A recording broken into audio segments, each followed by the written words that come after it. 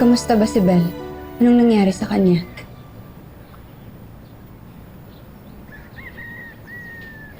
Anong nangyari kay Belle? Hindi pa siya nagigising. Kapag may nangyari sa kanya, kasalanan mo yun. No! Kasalanan niya yun. Dahil sinira niya yung buhay ko. At dahil sa ginawa niya, wala na akong babalikan pa sa school natin. Puro panlalait at mabubuli yung mga ginagawa nila. Kaya mas masakit yung ginawa ni Belle sa akin kesa sa ginawa ko sa kanya.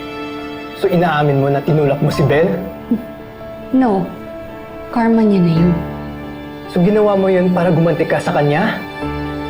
Sa tingin mo, hindi mo pagbabayaran ang ginawa mo?